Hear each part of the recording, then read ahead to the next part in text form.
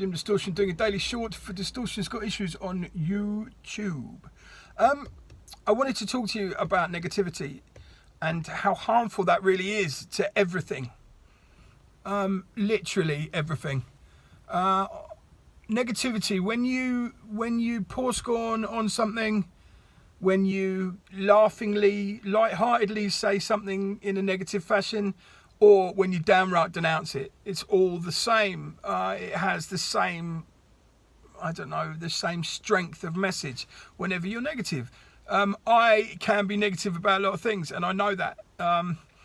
But looking on social media today, in my area, there's going to be like some music festival, and it's on some private farmland. And the post was, "What does everyone think of this?" Now, obviously, that's an innocuous statement. It's not negative. It's not positive. It's just a statement, a question, asking even. And then everyone goes, "Well, it'll be terrible because of everything they leave behind. They shouldn't do these things because of the noise.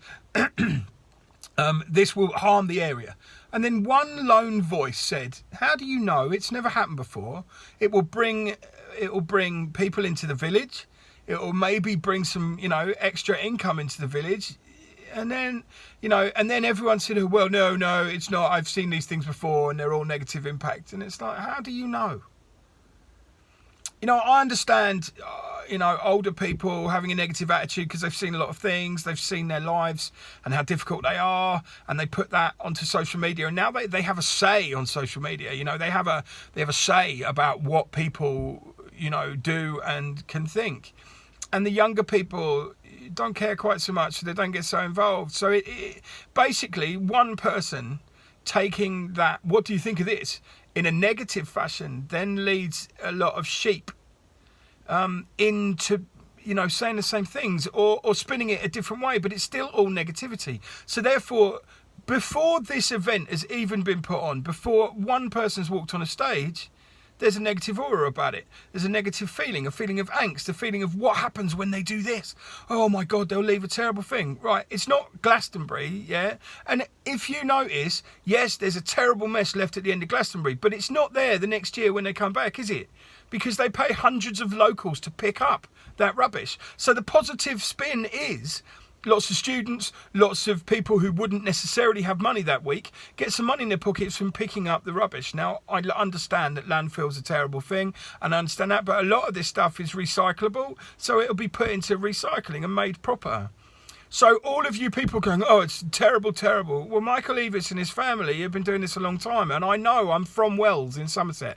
I know the Eavis family very, very spuriously, that I couldn't go up there and say he's my best friend, but I've met them, and what I'm trying to put forward is you can be negative about anything, but before you write something down or before you make a negative comment to somebody, have a think about what effect that will have. So you see someone and you don't like the colour of their shoes. Okay, so what do you say? "Oh, what are you wearing those for?" What business is it of yours what shoes they wear? Now, obviously, we're talking about metaphorical shoes or metaphorical people, but you don't know what kind of day someone's had. If somebody's had a bad day and one more thing's going to send them over the edge, you being flippant about your judgment on the way they look and what they're wearing, maybe they can't afford anything else. Maybe they got those trainers, from, a clothing bank because they can't afford anything else.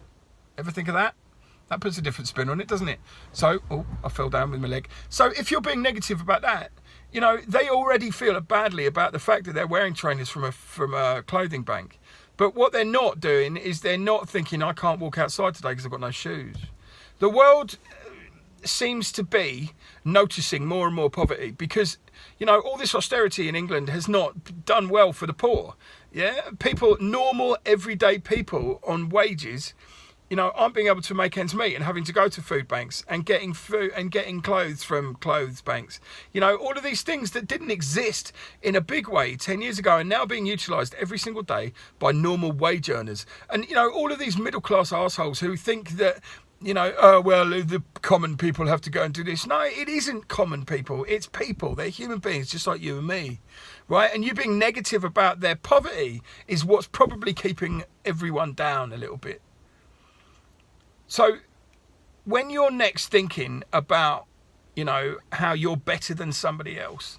And we're all guilty of it. We are all guilty of it. We've all done it. We might think it privately and not put it anywhere. But I know for a fact that I have, and I'm wrong. And I'll say it now. I'll say it on the internet. I'll say it on YouTube, on my own channel. I have been wrong in the past by being negative towards people. You don't know what anyone's going through. You know, and in this day of prevalence of male suicide, yeah, where, you know, there's a lot more men than women that commit suicide, and everyone's shouting for equality, but people wanting more equal than others. You know, have a stop and have a think before you rubbish someone's ideals or rubbish how they live. Yeah, or, you know, somebody you're supposed to support in a group. Social media is the worst for it. So, you know, these groups where you've got, you know, people who want to have alternative living, the people who you would think would be supportive to all thoughts about this are actually the most vindictive, nightmarish, negative people, because they're trying to protect their own ideals selfishly. That protection of their own ideal actually is closing the door on it for everyone else, and that's not the point. So if you want to protect your ideal, why the hell are you in a social media group? What are you, the alternative living police?